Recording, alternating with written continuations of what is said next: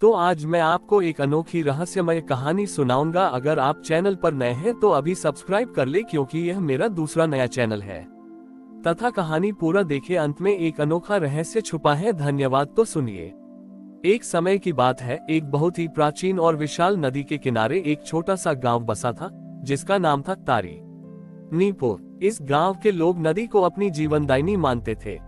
गांव में एक बहुत ही सरल और ईमानदार मछुआरा रहता था, जिसका नाम था सागर। सागर का जीवन पूरी तरह से उस नदी पर निर्भर था। सागर का विवाह एक बहुत ही सुंदर और सुशील लड़की से हुआ, जिसका नाम था गंगा। गंगा भगवान शिव और माता पार्वती की परम भक्त थी। सागर के पास धन दौलत नहीं थी, लेकिन गंगा को सागर के सरल स्वभाव और नदी के प्रति उसके गहरे सम्मान से बहुत प्रेम था। एक वर्ष नदी का जलस्तर कम होने लगा। गांव के लोग चिंतित हो गए। उन्हें लगा कि यह किसी दैवीय प्रकोप का परिणाम है। गंगा को ये देखकर बहुत दुख हुआ। उसे लगा कि उसकी प्रिय नदी, जो उसके जीवन का आधार थी, सूख रही है। उसकी एक सहेली, जिसका नाम था नैना, ने उसे हरितालिका तीज का व्रत करने की सलाह दी। नैना ने कहा, हे गंगा, यह व्रत सिर्फ पति के लिए नहीं, बल्कि उस हर चीज के लिए है जिससे हमें जीवन मिलता है। तुम्हारी भक्ति नदी के प्रति भी उतनी ही सच्ची है जितनी महादेव के प्रति। गंगा ने नैना की बात मान ली और उसने हरितालिका तीज का व्रत शुरू किया। उसने अपने घर में पूजा नहीं की, बल्कि नदी के किनारे जाकर एक छोटा सा मंडप बनाया। उसने वहां रेत से एक शिवलिंग बनाया और उस पर अपने गहने नहीं, बल्कि नदी के किनारे मिले छोटे छोटे मोती और शंख चढ़ाए। उसने निर्जल व्रत किया और अपने मन में केवल यही कामना की कि उसकी नदी फिर से जल से भर जाए। जब उसकी तपस्या का तीसरा दिन था, तो एक बड़ा जहाज नदी से गुजर रहा था। उस जहाज का मालिक एक बहुत ही लालची व्यापारी था। उसने नदी में मछलियां पकड़ने के लिए एक बड़ा जाल फेंका, जिससे कई मछलियां फंस गईं। तभी गंगा की नजर उस पर पड़ी। गंगा अपने व्रत को भूलकर उस व्यापारी के पास गई और बोली, हे महाशय, आप इन मछलियों को छोड़ दीजिए। ये हमारी माँ जैसी नदी के बच्चे हैं। व्यापारी ने गंगा की बात सुनकर उसे डांटकर भगा दिया। तभी गंगा के पति सागर वहां पहुंचे। उन्होंने अपनी छोटी सी नाव में बैठकर व्यापारी के जाल को काट दिया और सारी मछलियों को आजाद कर दिया। ये देखकर व्यापारी बहुत क्रोधित हुआ और उसने सागर को धक्का दे दिया। सागर नदी में गिर गया, लेकिन उसे तैरना आता था, इसलिए वह बच गया।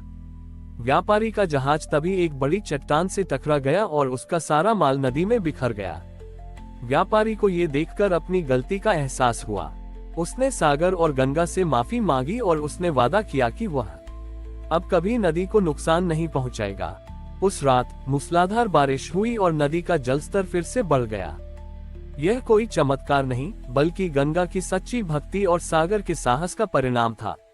इस घटना के बाद हरितालिका तीज का व्रत उस गांव में केवल पति के लिए नहीं, बल्कि प्रकृति और जीवों की रक्षा के लिए भी मनाया जाने लगा। इस कहानी से यह शिक्षा मिलती है कि सच्ची भक्ति किसी मूर्ति या अनुष्ठान में नहीं, बल्कि हमारे कर्मों में होती है। गांव के लोग गंगा और सागर की कहानी से बहुत प्रभावित हुए। उन्होंने देखा कि उनकी साधारण भक्ति और निस्वार्थ कर्मों से उनकी जीवनदायिनी नदी फिर से जीवित हो गई थी। हरितालिका तीज के अगले साल गांव के मुखिया ने एक विशेष घोषणा की। उन्होंने कहा, इस बार हरितालिका तीज पर हम सिर्फ अपने घरों में पूजा नहीं करेंगे, बल्कि एक नदी उत्सव मनाएंगे। गांव के सभी लोगों ने मिलकर नदी के किनारे की सफाई की। उन्होंने नदी में कचरा फेंकने से मना कर दिया और जो भी कचरा नदी में था, उसे बाहर निकाला। सागर और गंगा ने मिलकर लोगों को ये सिखाया कि कैसे वे अपनी नावों और जालों का इस्तेमाल इस तरह से करें कि मछलियां सुरक्षित रहें और नदी को नुकसान न पहुंचे। हरितालिका तीज के दिन गांव के लोगों ने पारंपरिक वेशभूषा पहनी और नदी के किनारे इकट्ठा हुए। उन्होंने वहां नदी की रेत से शिव पार्वती की एक विशाल मूर्ति बनाई और उस पर नदी से ही लाई हुई वस्तुएं, जैसे कि शंख, सीप और कमल के फूल चढ़ाए। ये पूजा किसी मंत्र या अनुष्ठान से नहीं, बल्कि नदी को स्वच्छ रखने और उसे जीवन देने के संकल्प से की गई थी। पूजा के बाद गांव के लोगों ने मिलकर एक सामूहिक भोज का आयोजन किया, जिसमें सभी ने नदी से मिली हुई सब्जियों और फलों को खाया। इस भोज के माध्यम से उन्होंने ये दर्शाया कि प्रकृति हमें सब कुछ देती है और हमें उसका सम्मान करना चाहिए। धीरे धीरे तारिणीपुर गांव की प्रसिद्धि दूर दूर तक फैल गई। अन्य गांवों के लोग भी उनसे प्रेरणा लेने लगे और अपनी नदियों और जल स्रोतों को साफ रखने लगे। हरितालिका तीज का व्रत उस क्षेत्र में केवल पति पत्नी का प्रेम का प्रतीक नहीं रहा, बल्कि यह जल संरक्षण और पर्यावरण के प्रति जागरूकता का भी पर्व बन गया। ये कहानी हमें सिखाती है कि हमारी सच्ची भक्ति और आस्था सिर्फ पूजा पाठ तक सीमित नहीं होनी चाहिए, बल्कि उसे हमारे दैनिक जीवन के कर्मों में भी दिखना चाहिए।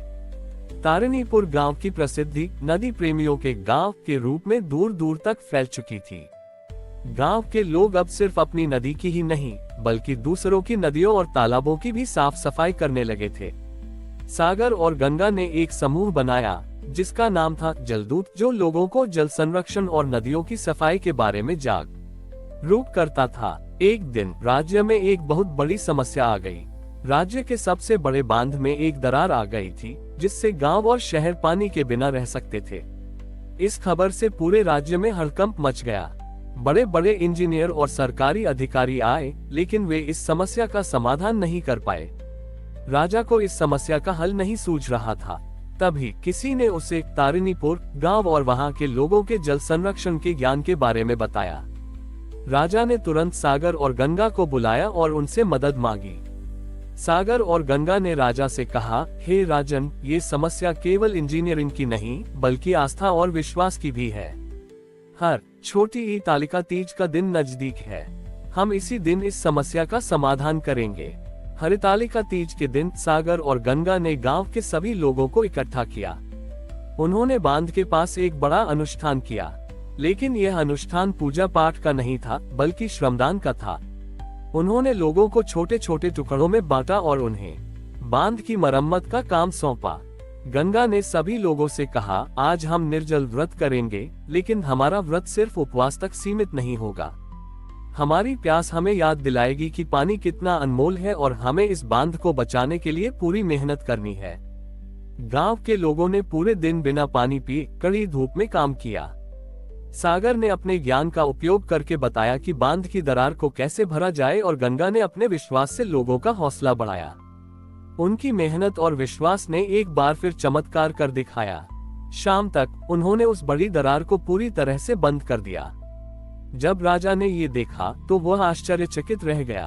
उसने सागर और गंगा से कहा, आप दोनों ने मुझे सिखाया कि सच्ची भक्ति मंदिरों में नहीं, बल्कि हमारे कर्मों में होती है। इस घटना के बाद राजा ने हरितालिका तीज को राष्ट्रीय जल दिवस के रूप में घोषित कर दिया। सागर और गंगा की कहानी ने ये साबित कर दिया कि जब हम अपनी भक्ति को सामाजिक जिम्मेदारी के साथ जोड़ते हैं, तो हम असंभव को भी संभव कर सकते हैं। हमारी और भी आध्यात्मिक एवं अनोखी कहानियां देखने के लिए हमारे चैनल पर जाएं तथा धार्मिक एवं पौराणिक अनोखी कहानियां हमारे चैनल पर है। कृपया जाके देखें तथा हमारे चैनल को सब्सक्राइब करके रखें और वीडियो लाइक जरूर करें। धन्यवाद।